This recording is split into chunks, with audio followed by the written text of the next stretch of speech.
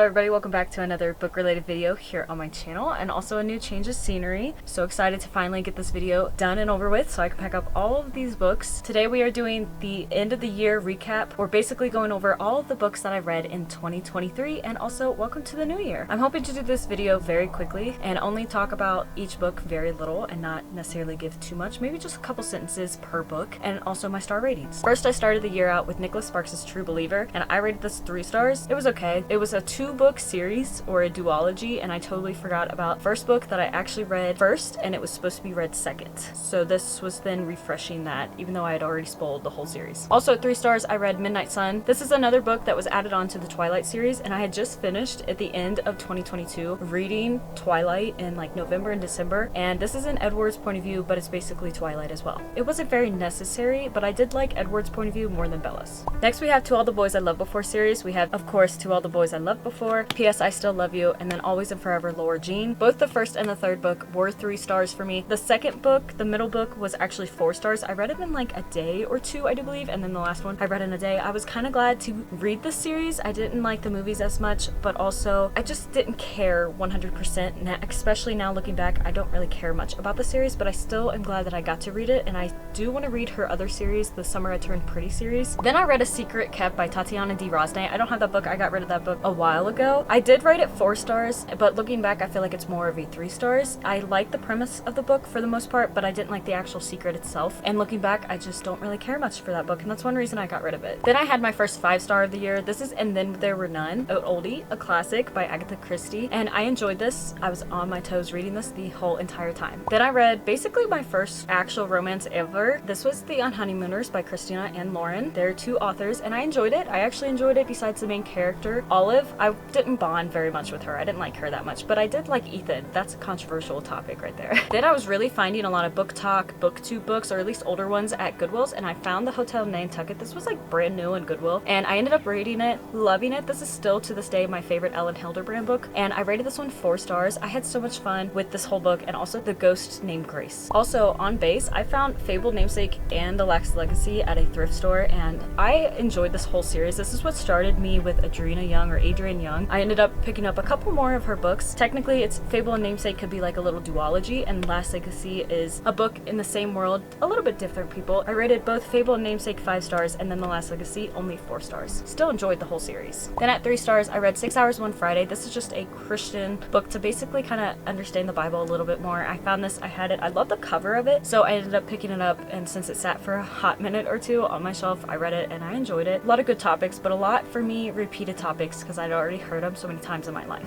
That's why it's 3 stars. Then we have Wait Till Helen Comes by Mary Downing Helen, and this book I read, a lot of her books actually I read when I was a kid, and I rated this one 4 stars as like a reread, and looking back I feel like because it's so young, maybe 3 stars, give or take. And then I started my Harry Potter read for the first time, the whole series. I rated this 4 stars. It was a little YA for me, and also The Chamber of Secrets was also YA. They do get much better, and I rated this one 4 stars as well. Then we go back to the Fable series. This is on Goodreads 0.5. I would recommend reading this as the 3rd book, right before The Last Legacy, but after Namesake in that duology. It gives a couple different spoilers for the first 2 books, and also this is more so just Fable's mother and father. I like this book a lot. I enjoyed it. Her covers are always so beautiful, and I rated this one 4 stars. Then at 4 stars, we have The Prisoner of Azkaban. This is my favorite movie, or at least was one of my favorite movies, and also was going to be one of my favorite books until I continued reading on in the series. Of course, with that, we also have another 4-star read, which is The Goblet of Fire. Absolutely love the whole Harry Potter series, and The Goblet of Fire was really a big turning point in both movies and books, and also the movie adaptations are just so good. Also at 4 stars, I actually read Beach Read. I rated it 4 stars only because it was too overhyped. I was also kind of in a slump. I just feel like maybe this book should not have been as hyped. I did enjoy it a lot, but I don't feel like it was one of those books that made me definitely cry and I was obsessed over like a lot of other people. I definitely probably won't be rereading this in the next year or even 2 years like everybody else has been doing. Then we have another 5-star read, and this is Stephen King's Cell. I don't necessarily prefer this size of a book and also this copy in general because it's more like modern versus the original covers had like an old Nokia on it. But this whole entire book, I was so engaged, so excited to read and keep reading, and I was watching a movie for the most part, and then I ended up watching the actual movie, and it's very like low budget even though it doesn't have low budget actors in it. I just didn't like the ending of this book or the movie, but I feel like overall it was still the same 5-star feeling and I absolutely loved it. Then we have another another book by Mary Downing-Hand, and this is All the Lovely Bad Ones. I rated this one, again, 4 stars. Looking back, 3, maybe 2, because I'm just a little too old and it's a little too YA, but these are good books to have for when my son gets older or any other kids we have. Then we have The Order of the Phoenix. This was definitely a 5-star read. This is so many people's favorite book from the series, and this book in particular was so eventful, so fun. I loved it so much, except for Dolores Umbridge. She is so much worse than in the movies, but it just makes for the whole movie and also more for the book. Just makes it so much better. So I highly recommend definitely reading up till at least this book, if not just read the whole series or watch the movies. I then reread a childhood book that I actually loved, and it's called Darkwood by M.E. Breen. I rated this 4 stars. Looking back, I'd probably say around 3 stars. I had a lot of more like sentimental reasons why I love this book so much, and it was more so because of, if you see my vlogs, I said about how in 2020 my grandmother's house actually burnt down, and I had read this a lot at her house, so it smelled like smoke since she was a smoker, and it was just bringing me back to reading it at her house. So it was a little bittersweet, and I think that's why I rated it 4 stars. I still enjoyed it. As a kid, I absolutely loved it. It was like a 5-star book back then, but rereading it as an adult, it's like 3 stars. Then at 4 stars, we have The Identicals by Ellen Hildebrand. This was a more frustrating book because morally, I just didn't like it as much, but I liked how after like 100 or so pages, I instantly loved it for the most part, besides the morals, and I was reading this book very quickly. There's a yellow jacket. Then we have The Half-Blood Prince, of course, still continuing that Harry Potter series. This is like the first series I ever took breaks in, but this book was a 5-star read. Loved it. All of these last books I felt like were so good, so eventful, so much stuff happening, and of course this book was one of the turning points. Well, not turning points, but like one of those that in theaters or reading the book you were kind of shocked at the ending and what all happened with a certain person. If you know, you know. Then we have a book I also got rid of. I found it in a thrift store. It was from the book of the month. It was called The Devil Takes You Home, and I will have to say I rated that 3 stars. Looking back, that was like a 2-star. I did not enjoy that book at all, and I was so happy to get rid of that book, sadly. My last 5-star, the Harry Potter series, was of course The Deathly Hallows. This was such a great wrap to the whole series, you know, watching Harry grow over the years, and of course how it ended, a certain character's redemption, just so much stuff that happened in this book was just so great. And of course I like the little epilogue. It just gave a little bit and it ended the story perfectly. And then J.K. Rowling decided multiple years later, after Harry Potter was finished, she was going to write an 8th book, and this is in the format of a skit. It's called The Cursed Child. I rated this 2 stars. This is my most disappointing read of the whole year. So many bees.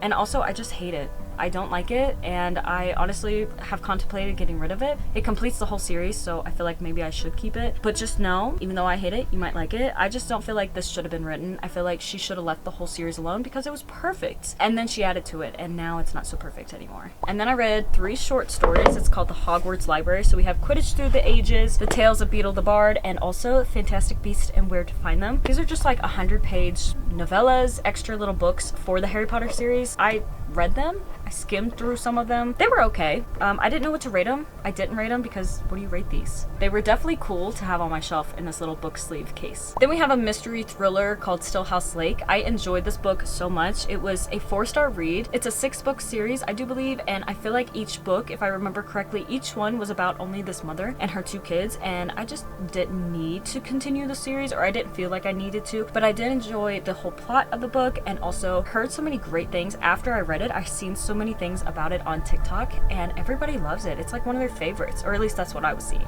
Let me move my book journal, which is actually a binder, over here. Then at 4 stars, we have Nicholas Sparks' Dreamland. I ended up finding this, and I had always wanted this book, and I did enjoy it, but there were some parts like how the female, she was trying to be kind of humble, I do believe, but she was saying, oh, we don't really have that many followers, and then she was saying how they had like 5 million, and I was like, no, that's a lot. That is way too much, and I just didn't find it 100% realistic, but I did like how it was 2 POVs, and one of the POVs was kind of like a mystery because it was about a woman who was running away from her husband, and I know because I've read so many of his books that I knew they were going to entwine the 2 POVs. I just didn't know how, and I did enjoy, especially at the end, finding out everything about it. I thought it was so cool. Then we have a series by Veronica Roth. She wrote Divergent. I found this in a Goodwill. Never heard of it before until I found it. It is Carve the Mark and also The Fates Divide. I rated both of these 4 stars. I absolutely love the series. It's one of my favorite series of the whole year, and I just enjoyed the first one more so for the relationship building, and then the second one for all the events, the craziness of the second one. There were so many things that I just enjoyed. I remember it was in one reading vlog. I don't remember specifically, but I remember I was having the time of my life reading this and reading like 100 pages a day. Then we have People We Meet on Vacation by Emily Henry. I love this so much more than Beach Read. I also was not in a slump, and I rated this one 4 stars as well, the same rating, but I just felt more connected to the characters. I didn't have a problem with the female character for the first time, and also I just enjoyed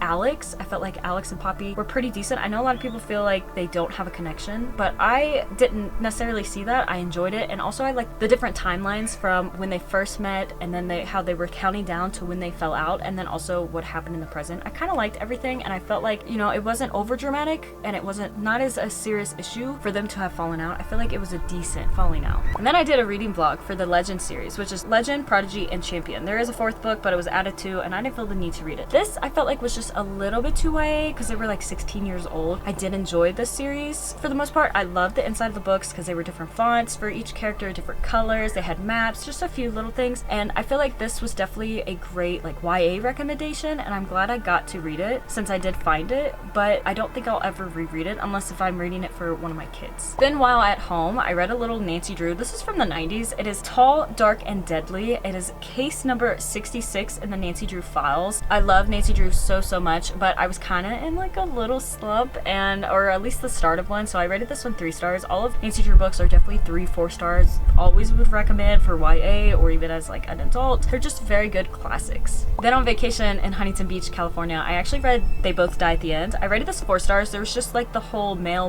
not becoming just friends that I didn't like, and I mean, I know everybody has their own opinions, but I'm always going to say that because that's just how I feel. Otherwise, I like how the author basically, because they both died at the end, he kind of killed them off. I felt like it was pretty okay. I don't know if I could have written better. I also don't write books, but I did enjoy this, and also the vibes while reading it on vacation were so good. Also on vacation, I read Verity by Colleen Hoover. This is the only book I ever read from her still, even though I have I think 2 or 3 books from her, because I was on vacation. I was at the beach. I read this. I binged this where I think I read it in 2 days. I read like 100 to 250 pages in one sitting, and I think it was only just around 300 give or take pages, and this was a 5-star read. If Colleen Hoover would continue to write thrillers or mysteries, I think I would enjoy this. There were some parts of it that kind of like, you know, with all of her books, they kind of turn people off, but I feel like this one, the feeling of it, just how it's like a brick and it's kind of floppy, but it's more stiff, and the felt or the matte feeling, I loved it, and the feeling mixed with being on vacation and reading it and also being so into it just created an overall experience of 5 stars. Then I read another duology by Adrienne Young. I love Sky in the Deep. It was a 4-star read. It's more of a like Norse Viking. It was a standalone. It kind of wrapped up kind of quickly in the end, but I still enjoyed it. I was hoping this was a duology like Fable and Namesake, where she wrote one big giant book and then she split it down the middle. That didn't really happen. The Girl the Sea Gave Back, and you have to read The Sky in the Deep, or you don't have to. It's just a big spoiler if you don't. It's kind of like a standalone, but it would be wise to read the first one. And basically it's the same world, different characters, but there is something that happens at the end of The Sky in the Deep that creates the main setting for this book in particular, and I feel like they were very good, but this one was just a little less good because I thought it was going to be, like I said, Nabal and Fabesake, where it's one big giant book split down the middle. So I rated this one instead 3 stars. Still a very good duology. Then I read Eric Greeton's The Heart and the Fist. This is basically a humanitarian, and then he went into the Navy SEALs. I love military books. I also love like Christian books, and I feel like all of his concepts, all of his topics were just so great in this book, and I did rate it 3 stars. I had a fun time reading it. I did kind of read half of it and then put it down for a while, went on vacation, read some other books, and then came back to it and finished it. Would love to pick up more memoirs, more autobiography, and more Christian books in the new year. And then we have my all-time favorite book of the whole entire year, Throne of Betrayal by Brianna Wilson. Went to school with her. This was 5 stars.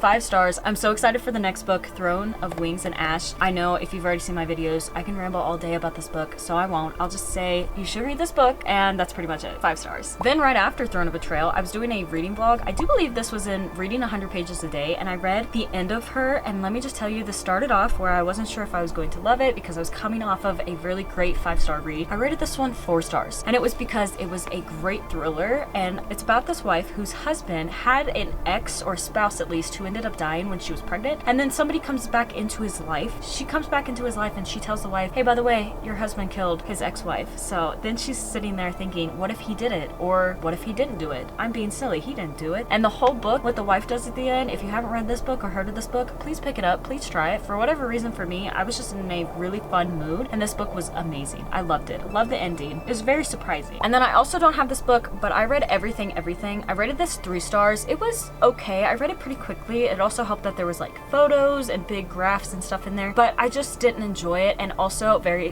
fitting considering what just happened here at the end of December. The whole time my mind kept going back to Gypsy Rose, and I don't want to spoil it, but basically I just didn't like the book that much. Then my last series I read this year was also one of my favorites. It's the Renegades trilogy. So we have Renegades, Arch Enemies, and Supernova. I rated all of these 4 stars. The whole concept of the superhero world and dragging it out over 3 books. I love everything about this. I have a reading vlog on this. I talked more into it. So if you're curious about it, go check that out. I love this book and I'm so excited to read more from Marissa Meyer. And then I read another Nicholas Sparks book because I was kind of not sure what I wanted to read and I felt like I needed to read some more of his books because I just had so many on my shelf. So I read 2 by 2. I thought this was going to be a single dad with a daughter and basically he just finds love, and he kind of does, but for majority of the book it was like 250 pages. He was still with his wife. His wife ended up leaving him eventually, but she was a terrible person. I rated this 2 stars because of her. She literally would turn around and say how everything's his fault. It was never her fault, and I just hated it. I hated everything about this book, and it's sad because most of Nicholas Sparks books are 3, 4, maybe 5-star books. Then A Summer Affair by Ellen Hildebrand was on my TBR, so I hit it up. I read it right after 2 by 2, and it was just another cheating trope. I mean, obviously it says A Summer Affair, but I didn't like this. I had to listen to it on audiobook because I just was struggling to read it, and I was not enjoying any of the characters. I hated the whole secrets. I hated the morals, the lack of morals that were in this book, and I didn't really care for it, but I did rate it 3 stars. And then in December, I feel like 2 by 2 and also The Summer Affair put me into a little bit of a slump, and also we were getting ready. We started packing up our house. I got excited, so I only read I think like 60, 70 pages. I might have a thing in here.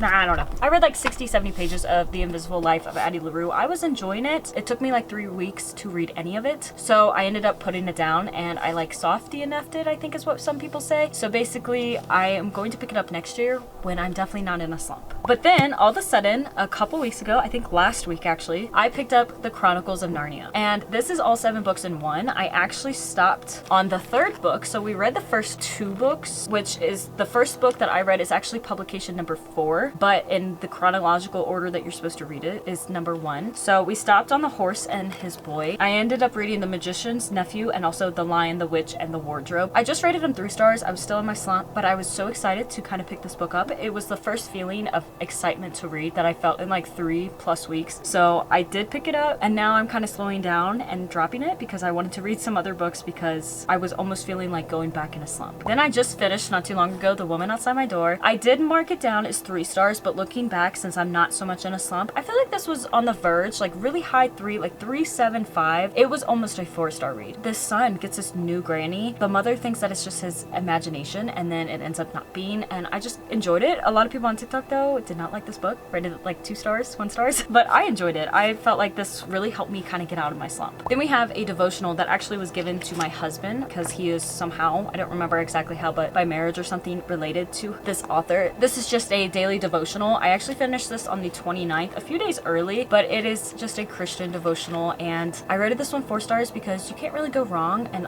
there was a lot of things in this that I really enjoyed, some stories, because she also puts in like little stories of like her life at the end of each month, and I enjoyed every single one of them. And then a few days ago, I read The Guest List and also finished it. I rated this one 4 stars. This book was pretty decent. I enjoyed it. I was definitely coming out of my slump after The Woman at My Door, and then of course The Guest List really helped me get out of my slump. I'm doing kind of a video that will be posted later of basically reading thrillers for a whole week, so here's a couple thrillers that you get to see. I felt like this definitely helped me in so many ways. And then the last and final book I'm going to talk about is We Were Liars. I just finished this yesterday. This is a very conflicting review and opinion, more so because the first beginning to like half of this book, I was like, okay, this is like 2 stars. I'm not really connecting. I mean, I like how spaced out, how big the text is, but I'm not connecting too much. I'm just having a hard time with this book. And I was scared I was gonna go back in a slump. I pushed through, I went to the end, and then all of a sudden the ending was like 4 stars. So I did an average of 2 stars for the beginning to the half, and then the 4 stars, and I just rated this one 3 stars. The ending definitely kind of opened up my eyes to the whole rest of the book. It made total sense. Every puzzle piece clicked. Everything about it just definitely opened my eyes. It just made so much sense. I don't know how else to say it. If you've read this book, you might understand exactly what I'm talking about. And that's kind of the reviews I was seeing, was not many people liked the beginning, but the ending was so great. It was definitely a decent book to end off the whole entire year with. So now I have some stats, and I have a few on my phone because everybody's been doing this with the Goodreads. So basically, all in all, it is 2023. My goal for this year was only 25 books. And I ended up, because I made like a second goal, if I could get to 60 books, I'd be so happy. Well, of course, I finished We Were Liars yesterday. I read 60 books, which is 240% of my 25 book goal. I am so insanely like proud of myself because I had so many ups and downs with reading. I feel like I've discovered more. Definitely listened to a lot more Book Talk, BookTube on the